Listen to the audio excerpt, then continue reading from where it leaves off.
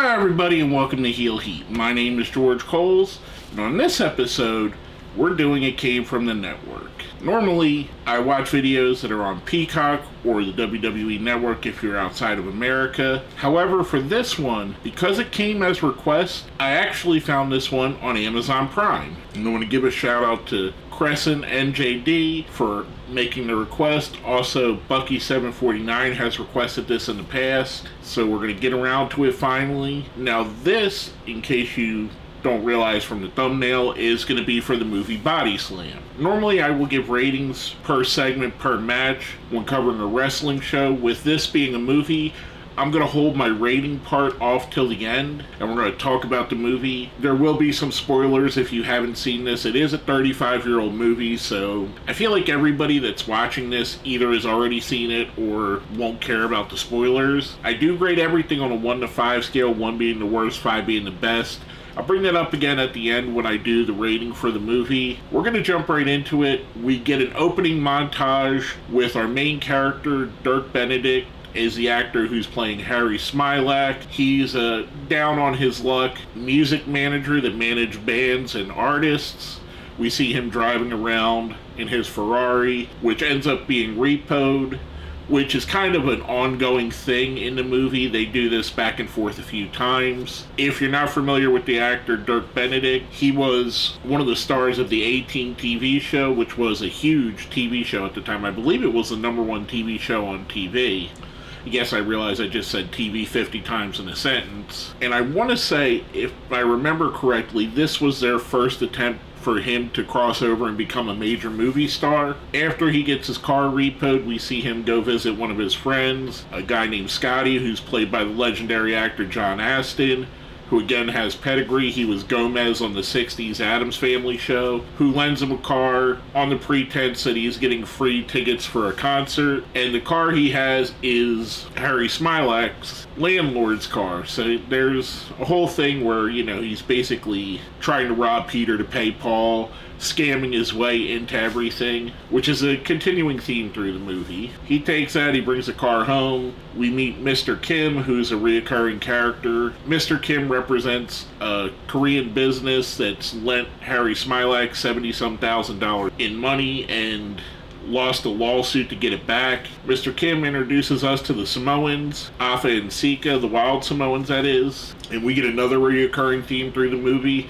where they destroy his car, or at this case his landlord's car, which we'll see that pay off a lot later. Kind of cool. This is our first time seeing some of the wrestlers being brought in here. We see Smilak going to an arena basically to set up, I guess, a concert. We see him meet Missy, who is Quick Rick Roberts, Roddy Piper's character's niece in the movie. They have a kind of contentious thing. A funny joke is said about her uncle told her not to talk to strangers, especially weird old men. Then we see him step in and basically negotiate for Quick Rick Roberts, thinking that Quick Rick Roberts, aka Roddy Piper, is a musician, not realizing he's a wrestler. That leads to them kind of negotiating a contract. Then we meet the main antagonist of the movie, Captain Lou Morano, who's played by Captain Lou Albano.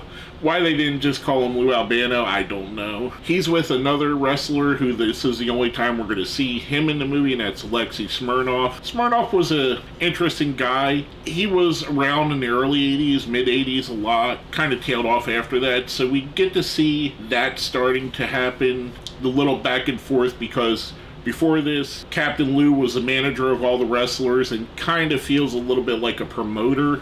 Like they kind of mix manager and promoter as one thing. Then we find out from his lawyer he gets a chance to do a benefit concert for Norton Wilshire, who's running for office. This is when we meet the romantic interest, Candace, who's played by Tanya Roberts. Candace is the daughter of one of Norton Wilshire's biggest supporters, and you get this kind of rich, entitled vibe from the supporters of Wilshire. Candace doesn't seem to be as entitled, seems to be pretty down to earth actually. Out of all the characters in the movie, she seems to be the most level-headed. Then we get Quick Rick Roberts introduces Harry Smilak to his friend Tonga Tom, who's played by the Tonga Kid. Tonga Tom decides to join up. They officially put the two together as a tag team. In the same gym, we meet another of the antagonists of the movie, Tijo Khan and the Barbarian, who are both wrestlers from the 80s. They're playing the Cannibals, which is Captain Lou's team for the movie, and basically the heels. There's a little back and forth there. Then we get a little bit of match montages with Rick Roberts and Tonga Tom. That leads us into another reoccurring segment in the movie, the Vic Carson Show. Vic Carson's played by great character actor Charles Nelson Riley. He has on there Harry Smilac, Captain Lou, and also Billy Barty. This is probably the one part of the movie that doesn't hold up as well because there's a lot of homophobic slurs said by Barty, and I understand it was a different time, but it's jarring watching it now, and I've seen this movie a million times. I kind of put this out of my mind because I didn't really think about it, but watching this with 2023 eyes, it's a little bit jarring, them being so cavalier with it.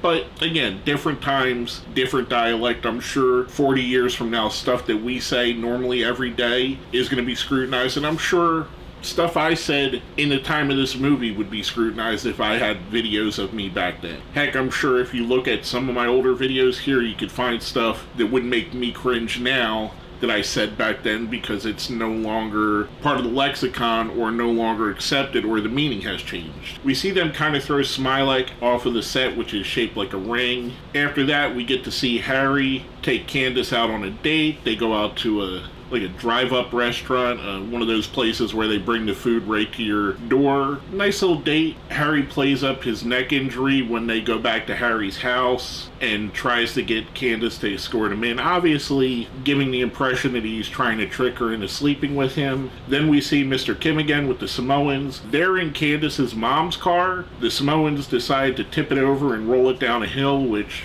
leads to a lot of back and forth here. That cuts us into Bitsy, who is Candace's mom, and Harry and his lawyer. I forgot to put the lawyer's name down here, but he's a big character that helps to carry some of these parts. They talk about possibly replacing Harry and how upset Bitsy is with him. Harry mentioned some people by first names, Frank, Neil, Julio, which we're meant to think is Frank Sinatra, Neil Diamond, Julio Iglesias. After that little segment, we meet the second part of the Rock and Wrestling Connection, which is a band called Kick. They're obviously an 80s style hair metal band, which he talks to Kick, basically signs them up to play the Norton Wilshire benefit. They go to the benefit. Once he gets there, Harry sees Candace. They're going in.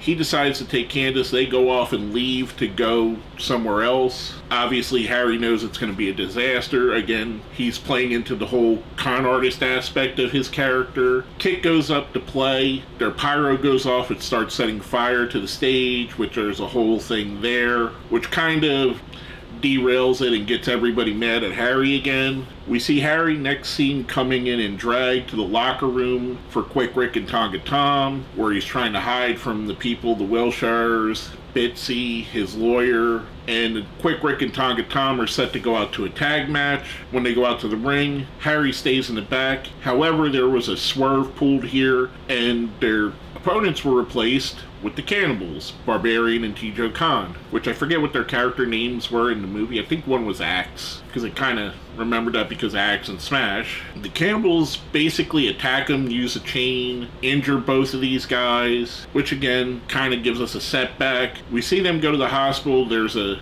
question of confidence in Harry. He said, you know, guys, I've only brought bad to you. Look where you're at. You're in the hospital. I'm hurt. You're hurt. I don't think I want to do this anymore. Then we cut back to Harry's house again. He's sitting outside, obviously dejected. Quick Rick Roberts, aka Piper's character, comes up, tries to convince him to join back or come out with him, and he wants him to still be his manager. Harry comes up with an idea of how he could package the wrestling and Kick and have them tour together, and basically Saturday night you get a rock show, Sunday night you get a wrestling show, which sounds pretty good on paper. That brings us to the next part. They go to what's meant to look like a backwoods, like southern stereotypical area, where they have a promoter named Elmo. He's telling him there was a mistake because the next night there's going to be a pig auction. Again, it's meant to be southern and rural. Harry comes up with the idea, well, let's package them both together the same night. And it kind of gives us our first real success story for Harry and his clients. They go out, the wrestlers are wrestling, there's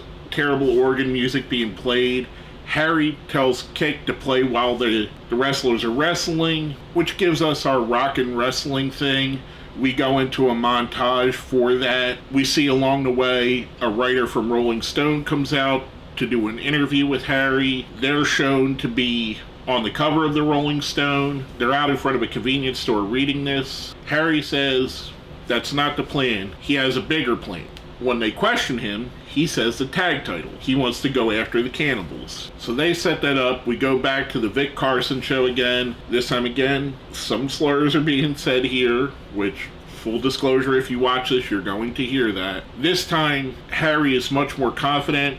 He lays the challenge out for Captain Lou, basically his career on the line against Lou's tag team championships, or the Cannibals tag team championships in this case. Lou begrudgingly accepts. After that, we see Harry come and make up with Candace, basically apologize, tells her he's been trying to get in touch with her, but the maid is not rounding the calls. They talk about a funny little segment which was paid off a little bit earlier, where Missy was writing basically postcards for Rick, but in this part, Candace says to Rick, all of your postcards had crown on them, because obviously it's being written by a little girl. A little bit of a funny joke there. Then we come to the crescendo, the height of the movie, what it's been leading up to. We go to the LA Forum. We see Harry outside of the Forum. We see Captain Lou pulls up in a very nice older car. Harry kind of walks away.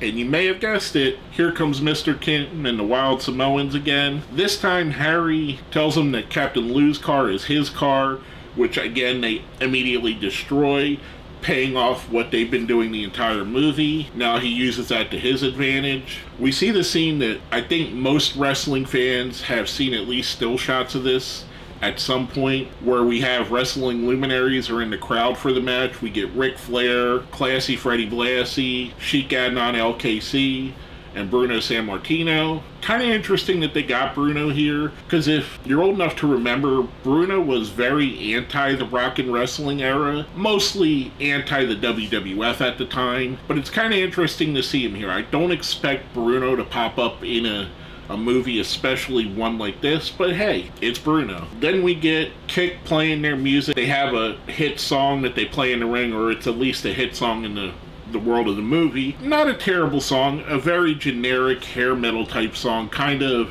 what you would see in 80s movie montages, which obviously they have a ton of in this. That leads the Cannibals out, who kind of harass Kick. That brings out Tonga Tom and Quick Rick. We get the tag match. Tonga Tom and Quick Rick get over. The movie ends with them and Harry Smilek holding the tag championships high in the air. Stop on a stop frame of that, which was kind of a weird stop frame, because you don't see their faces really good. They might have framed it a little better. And I'm just criticizing. I have no idea how to make movies. Hell, this isn't even framed really great that you're watching now. I will say, I've seen this movie a million times. It used to come on cable all the time, and I would watch it all the time because as a kid, Roddy Piper was my favorite wrestler. So I've seen this a million times. It wasn't a fresh movie. It's one that I know very well. It kind of mirrors the Rocky Balboa story in ways from the Rocky movies, or other overcoming odds with a little bit of comedy mixed in. It did have a really good pacing to the movie. It felt like everything was quick. It moved on. It didn't linger on anything for too long. Was it the best acted movie of all time? No. Piper here was basically babyface version of Roddy Piper. Dirk Benedict had charisma, but I don't know that he was ever going to be a main movie star. He did good in this role, and I did like him on the A-Team, but he's never going to be a Kurt Russell or Mel Gibson or any of those big stars of the 80s. The movie is campy. If you're not a wrestling fan, I don't know that you're going to like it as much as a wrestling fan would, especially a wrestling fan of 80s wrestling that grew up in the time frame or just likes it now. So there is all that to take into an account. With that being said, overall, again, we do ratings 1 to 5, 1 being the worst, 5 being the best. I'm gonna give it a solid 4. It's a very entertaining movie for me personally. I enjoyed it. Again, for something I've seen a million times, it wasn't boring. I didn't know what was coming, so it was predictable just on that. But if you were watching this the first time, there's enough twists and turns and there's enough different stories being interwoven that makes it a good movie in my opinion. A couple of the criticisms I have, we could have seen Candace come up into the ring, maybe the lawyer come up as well, being that they were so much a part of the story that they maybe should have been there to celebrate at the end. Kick should have been in the ring as well. Overall, I really enjoyed it. I thought it was a really fun movie again. With all that being said, if you made it here to the end, let me know. Have you ever seen this movie before? If you have, let me know yes, if you liked it, if you didn't like it. If you're planning on going to watch it, let me know you're going to go watch it. And then after you watch it, come back and give me another comment saying what you thought of the movie. I really enjoyed it. It's better than Ready to Rumble. I wouldn't say it's as good as The Wrestler with Mickey Rourke. It's probably better than The Wrestler that was filmed in the 70s with Vern Gagne.